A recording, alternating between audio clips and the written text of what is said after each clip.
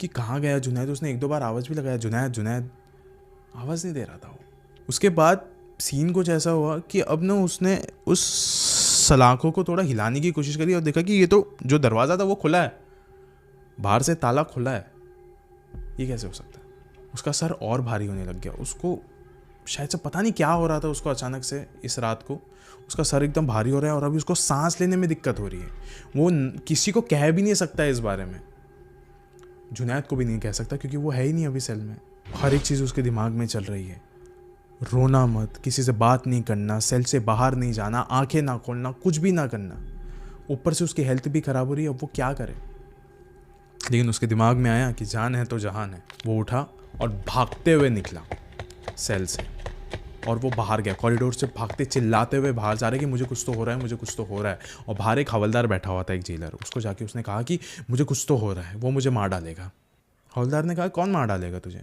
फिर उसके बाद केतन ने बोला मुझे नहीं पता कौन, लेकिन वो मुझे मार डालेगा। फिर हवलदार ने कहा तू जुनैद के साथ रहता ना, उसने किया क्या कुछ। फिर केतन ने कहा कि वो तो सेल में है ही नहीं, वो अंदर है ही नहीं, वो क्या करेगा मुझे, और ऊपर से डोर भी खुला था, दरवाज़ा, तो मैं बाहर आ गया भागते हुए।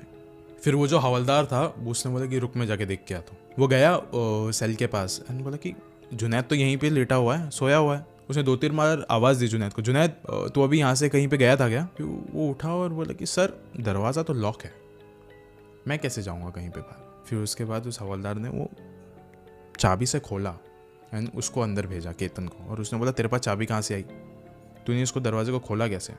फिर उस हवलदार को शायद से ऐसा दिमाग में आया कि शायद से हो सकता है कि शाम को मैंने ही इसको लॉक नहीं किया होगा, इसके लिए दरवाज़ा खुला छोड़ दिया रहेगा मैंने, हो सकता है, हो सकता है। उसके बाद जुनैद ने पूछा कि ये सब कुछ क्या हुआ तेरे साथ। फिर उसने बताया अरे मैं तुझे ढूंढ रहा था, तू मिल ही नहीं रहा था मुझे यहाँ पे, पता नहीं यार तू कहाँ चला गया था। और ऊपर से तूने वो सारी बातें मुझे बताई थी कि यहाँ पे मुझे एकदम लाइक चौकन्ना रहना है, आंखें नहीं खोलना है, कुछ नहीं करना है। फिर जुनैद ने कहा फिर भी तूने आंखें खोली ना, तूने आंखें कैसे खोली, ये तुझे नहीं करना चाहिए था। फिर जुनैद ने कहा अभी के लिए जाके सो जा।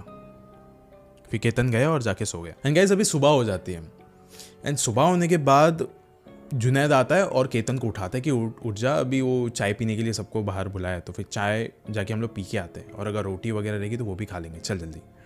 फिर वो उठ के बाहर गया एंड वापस से वो उतना ही डिजी फील कर रहा था, एकदम उसका सर घूमे जा रहा है। वो बाहर गया, खड़ा हो गया। फिर उसके बाद ना वहाँ से चलते हुए केशव आया कैंटीन के पास।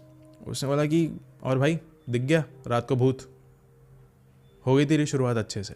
मैंने सुना है कि सेल में कोई तो चिल्ला चिल्ला के भाग रहा था। फिर उसके बाद केतन ने उसको एकदम ऐसे तिरछी नज़र से देखा है, उसको बोला